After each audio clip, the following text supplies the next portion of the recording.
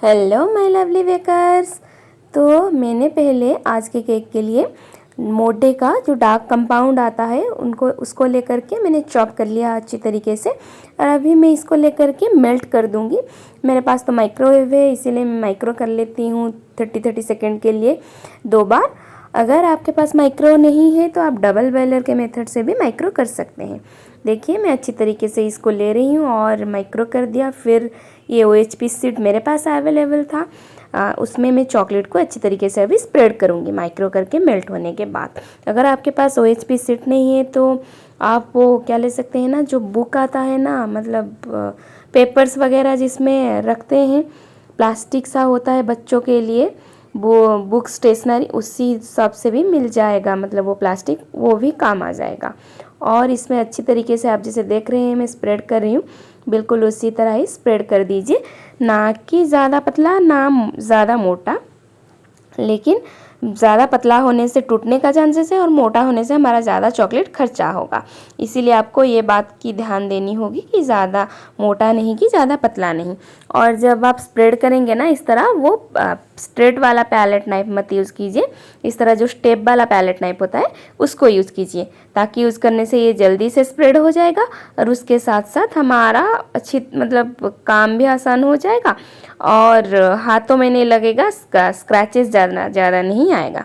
इसको अच्छे तरीके से स्प्रेड करने के बाद देखिए जिस तरह मैं उठा रही हूँ, आप उसको इस तरह 3-4 बार हाथों से टैप कर लीजिए ताकि ये पूरा इवन हो जाए, मतलब स्मूथ हो जाए।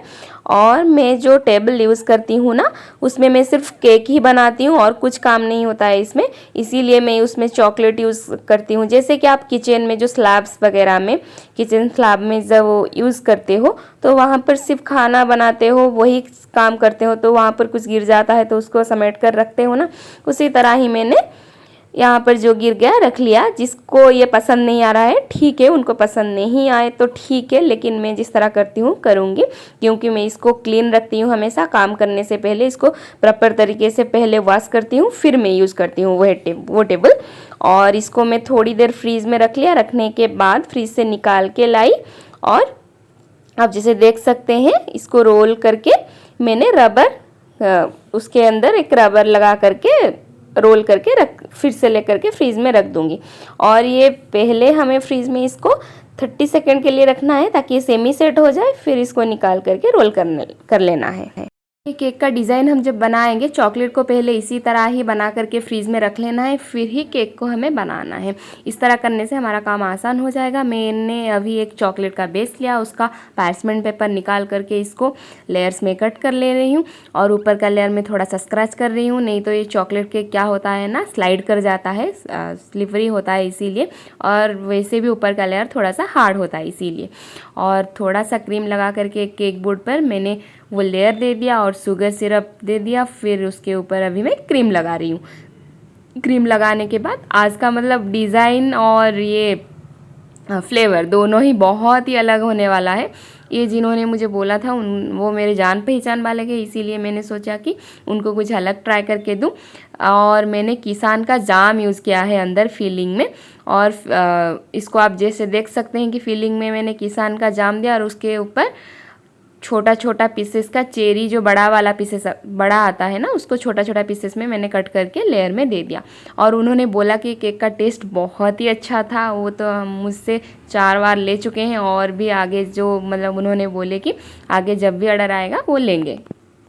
फिर मैंने केक की आइसिंग अच्छी तरीके से कर लिया और N1 नोज़ल लेकर के रोसेट बना लिया, आप जिसे देख सकते हैं। और अभी मैं लेकर के चेरी बड़ा वाला उसको हाफ हाफ करके यूज़ कर रही हूँ। अगर कोई कस्टमर मुझे ज़्यादा पैसा नहीं देता है ना, मैं इसी तरह ही कुछ कुछ चीज़ें एडजस्ट कर लेती हूँ, क्योंकि मुझे यहाँ पर ज़्यादा पैसा कोई नहीं देता है, इसीलिए कहीं से तो मुझे प्रॉफिट निकालना पड़ेगा और इससे कोई भी कंप्लेन नहीं आता है, इसीलिए। और अभी मैं जो पहले रखी थी फ्रीज़ में जो चॉकलेट बना करके, अभी हमें इसको खोलने का टाइम आ गया। मैं फ्रीज से निकाल करके खोल रही हूँ। आप जैसे देख सकते हैं आधा आधा टूट गया और जो बड़ा रह गया है उसको मैं अपने हाथों से तोड़ रही हूँ। और अगर ये 1 किलो का केक होता तो बड़ा हाइट होता तो हमें तोड़ने की ज़रूरत नहीं पड़ती, लेकिन आधा किलो का था और हमें बजट भी देखना है और डिज़ाइन दोनों को भी बनाना है उसके अंदर। तो इसके लिए मैंने जितना मतलब कम हो पाएगा उतने में ही काम चल जाएगा, उतना ही मैं ट्राई कर रही थी। और हाइट मैंने मेज़र कर लिया ताकि उसी अकॉर्डिंग मैं और कुछ ऊपर नीचे करूँगी। तो उससे पहले हमें एक चीज़ करना है, क्या करना है ना, वो चॉकलेट मैंने भूल गई इसीलिए लगा ली, निकाल लिया फिर। और क्या करना है ना, हमें केक का वेट लेना है, ताकि हम केक का वेट लेंगे तो ही हम कितना चॉकलेट यूज़ होगा उसके अकॉर्डिंग हम प्राइस लगा पाएंगे। और मैंने एक बोर्ड रख करके उसको ज़ीरो कर लिया और फिर इसका वेट अभी देख सकते हैं आप, मैं मेज़र कर रही हूँ और हमारा ये 510 ग्राम आया, 510 आया। मतलब बोर्ड का वेट जाने के बाद मतलब केक हमारा आधा किलो के लिए पूरा परफेक्ट है अभी।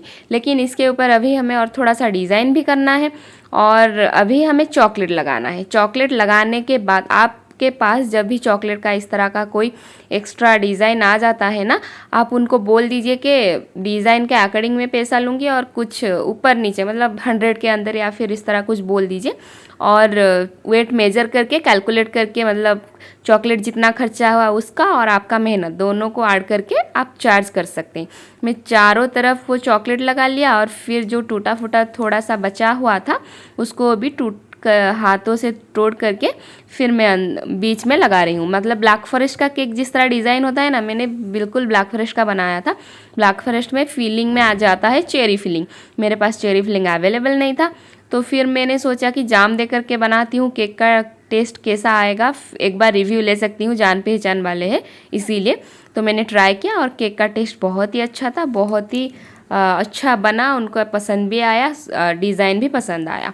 और इस तरह देखिए चॉकलेट देने के बाद मैं गोल्डन स्प्रे कर रही हूँ।